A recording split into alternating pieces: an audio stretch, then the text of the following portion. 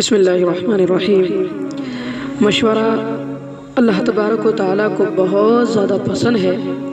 اللہ تبارک و تعالیٰ مشورے کی مجلس کو بھی پسند فرماتے ہیں، مشورہ کرنے والوں کو بھی پسند فرماتے ہیں، اور جہاں پر مشورہ ہوتا ہے وہاں پر اللہ کی مدد بھی ہوتی ہے۔ مشورے میں اللہ تبارک و تعالیٰ کسی کے دل میں ایسی بات ڈال دیتے ہیں جو مجلس والوں کی، محفل والوں کی بالکل فائدے کے لیے اور نفع کے لیے ہوتی ہے۔ تو اس لیے یہ عمل اللہ تبارک و تعالیٰ کو بہت زیادہ پسند ہے۔ ہمارے آقا نبی رحمت صلی اللہ علیہ وسلم نے اپنے زندگی کے ہر عمل میں مشورہ کیا ہے۔ اگر وہ دنیا کا کام ہوتا تو اپنے اہلیہ سے اور اپنی بیویوں سے آپ علیہ السلام مشورہ کیا کرتے تھے، اور اگر دین کی بات ہوتی تو صحابہ کرام رضوان اللہ علیہ مجمعین ان سے مشورہ کیا کرتے تھے، اور اگر کوئی اور بات ہوتی تو آپ علیہ السلام اس لائن کے جو حضرات ہوتے ان لوگوں کو بلا کر اس سلسلے میں مشورہ کیا کرتے تھے۔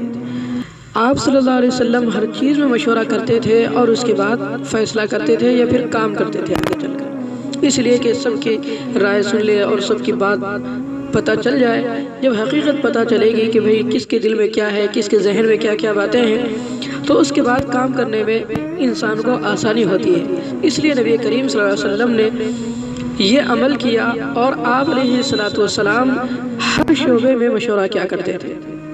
تو مشورہ نبی رحمت صلی اللہ علیہ وسلم کی پیاری سنت ہے، اور آپ علیہ السلام کے بعد صحابہ کا بھی یہی عمل تھا کہ صحابہ نے اپنے زندگی کے ہر شعبے میں مشورے کو انہوں نے لازم قرار دیا تھا، اور صحابہ کرام رضوان اللہ علیہ مجمعین پابندی کے ساتھ مشورہ کیا کرتے تھے۔ اور چونکہ اس زمانے میں ہمارے لیے تو انتہائی ضروری ہے کہ ہم لوگ مشورہ کریں، اس لیے کہ مشورہ کریں گے تو انشاءاللہ العزیز اللہ کی مدد ہمارے ساتھ آئے گی، اور اللہ تبارک و تعالیٰ مشورے میں کوئی ایسی بات ہمارے ذہن میں ڈال دیں گے جس سے ہمارا کام آسان ہو جاتا ہے۔ تو اس لیے ہم سب مل کر آج مشورے میں جو بیٹھے ہیں، اور انشاءاللہ العزیز جو باتیں ابھی سامنے آئے گی کہ مشورے میں کیا کیا چیزیں ہونی چاہیے، کیا نہیں ہونی چاہیے، اگر ان چیزوں پر عمل کریں گے تو انشاءاللہ جیسے صحابہ کی مدد ہوئی تھی، آپ علیہ السلام کی مدد ہوئی تھی، اللہ تبارک و تعالی ہماری بھی مدد کریں گے انشاءاللہ۔ تو یہ جو مشورہ ہے، یہ اصل میں جو ہمارا مشورہ ہے ماشاءاللہ دین کی کوشش میں یہ مشورہ چل رہا ہے، اور مشورہ اصل میں فکروں کا جوڑ ہے کہ ہم سب متحد ہیں۔ مشورہ کرنا اصل میں اس بات کی دلیل ہے کہ ہم سب متحد ہیں اور ہم سب کے دل ملے ہوئے ہیں۔ یہ اصل مشورے کا اصل کام ہے۔ اگر ہم سب کے دل ٹوٹے ہوئے ہوں، پھوٹے ہوئے ہوں، اور ایک جگہ بیٹھ کر مشورہ نہ کرتے ہوں تو پھر ہمارا مشورہ بیکار ہے۔ تو مشورے کے لیے ہم ایک جگہ بیٹھ جائیں، سب ساتھی ایک دوسرے کو نظر آئیں، اس طرح سے بیٹھیں، اور اس کے بعد یہ تو ہمارا دین کا مشورہ ہے۔ اسی طرح اگر دنیا کا مشورہ ہو تو اپنے گھر میں اپنے عورتوں سے بھی مشورہ کر سکتے ہیں، اپنے بچوں سے بھی مشورہ کر سکتے ہیں، لیکن اس بات کو ذہن میں رکھیں کہ عورتوں کو امیر نہ بنائیں۔ بہت سارے حضرات کیا کرتے ہیں، بس عورتوں کو ہی سردار بنا بیٹھے ہیں، جس کی وجہ سے گھروں کا ماحول درہم برہم ہو چکا ہے۔ اس لیے گھر کی عورت کو کبھی امیر نہ بنائیں، بلکہ جو کچھ بھی فیصلہ کرنا ہو خود کرے۔ البتہ عورتوں سے رائے پوچھیں کہ بھئی تمہاری کیا رائے ہے، جو اچھا اگر اس کی بات اچھی لگی تو اس کے رائے پر فیصلہ دیں، اور اگر نہ لگے تو پھر جو حق ہے، جو صحیح ہے، وہ خود اس کا فیصلہ کریں۔ اب اس مشورے کا اصل میں مقصد یہ ہے کہ بھئی ہم سب کے دلوں میں ماننے کا جذبہ آ جائے، اطاعت کا جذبہ آ جائے۔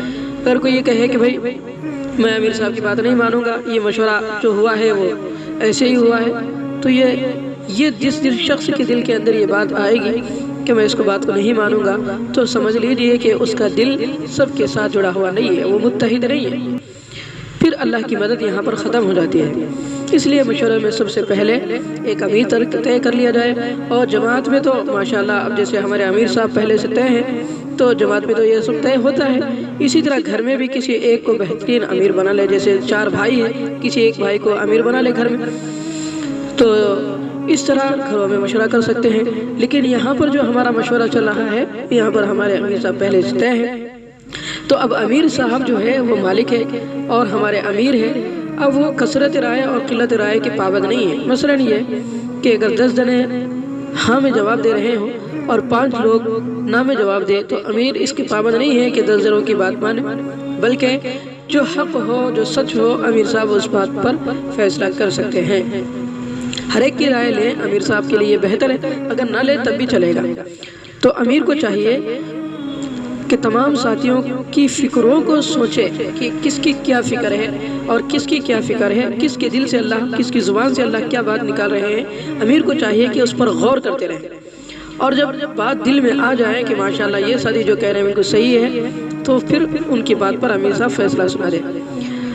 امیر جس سے رائے پوچھے وہی رائے دے، بیچ میں کوئی نہ بولے۔ بہت دفعہ ہوتا ہے کہ ایک صاحب سے مشورہ ہو رہا ہے، رائے لی جا رہی ہے، دوسرے صاحب کہتے ہیں کہ میری یہ رائے، تو ایسا نہ کہیں، میری یہ رائے نہ کہیں۔ جب آپ سے رائے پوچھی جائے تبھی بولیں، وقت سے پہلے نہ بولیں۔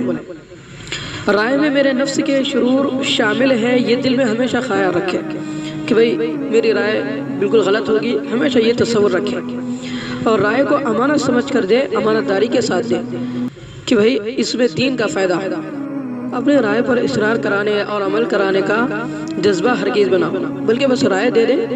اگر اصرار کریں گے تو پھر یہ حکم ہو جائے گا، تو اصرار نہ کریں۔ اصرار کرنے کا مطلب ہے حکم کرنا، تو اس لیے صرف رائے دیں۔ رائے رکھنے میں نرمی ہو، کسی ساتھی کی رائے سے تقابل کا طرز نہ، یعنی رائے دیتے وقت یہ طنز نہ کریں کہ بھئی وہ یہ کہہ رہا ہے تو میں یہ کہوں گا، اس طرح کا طنز نہ، رائے میں نرمی ہو۔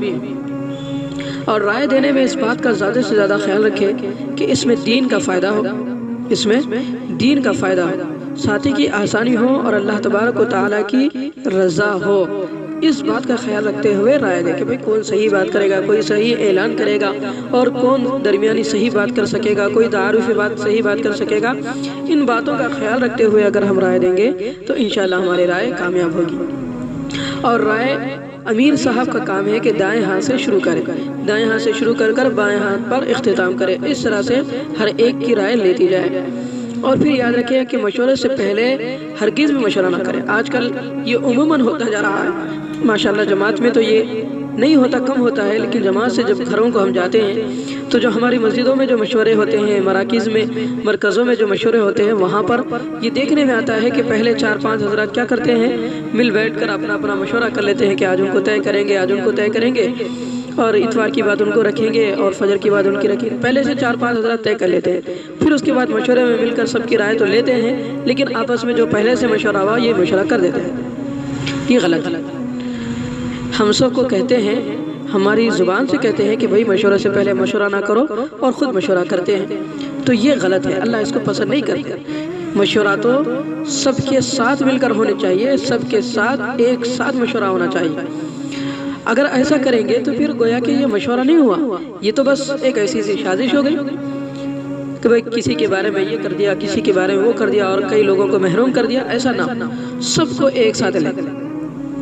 اور پھر مشورہ ہونے کے بعد مشورے کا تذکرہ نہ کرے۔ بہت سارے لوگ کہتے ہیں نا مشورے کے بعد کوئی مشورے کا تبصرہ نہ کرے، تذکرہ نہ کرے، تو اس کا مطلب یہ ہے کہ مشورے کے بعد تذکرہ اور تبصرہ نہ کرنے کا مطلب یہ ہے کہ بھئی اگر امیر صاحب نے فیصلہ کر دیا تو یہ نہ کہے کہ بھئی امیر صاحب نے غلط کہا، میرا مشورہ تو یہ تھا، میری رائے تو یہ تھی، یہ ہرگز بھی نہ کرے۔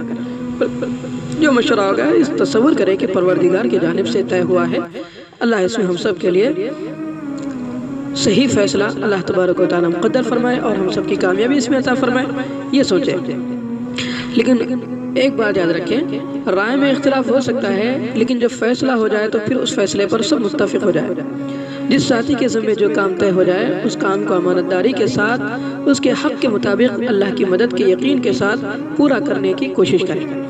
اگر فیصلہ کسی دوسری رائے پر ہو گیا ہو تو اس کی خوشی ہو کہ میرے شر سے اللہ نے حفاظت فرما دی، اور اگر اپنی رائے پر فیصلہ ہو جائے تو خوف ہو اور زیادہ دعائیں مانگی جائے کہ پروردگار اس فیصلے میں جو میں نے رائے دی ہے آپ اپنے فضل و کرم سے مدد کا معاملہ فرمائیے۔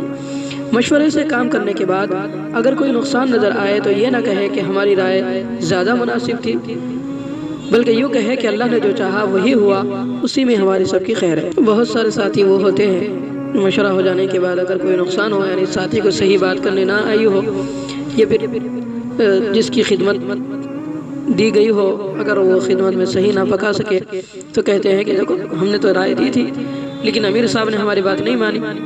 اس طرح کی باتیں نہ کریں، یہ غلط بات ہے، یہ تصور کرے کہ جو مقدر میں ہونا تھا اللہ نے جو پہلے سے طے کر دیا تھا وہ ہو کر رہے گا۔ ساری چیزوں کا کرنا اللہ کے ہاتھ میں ہے، اس بات کا خیال رکھے۔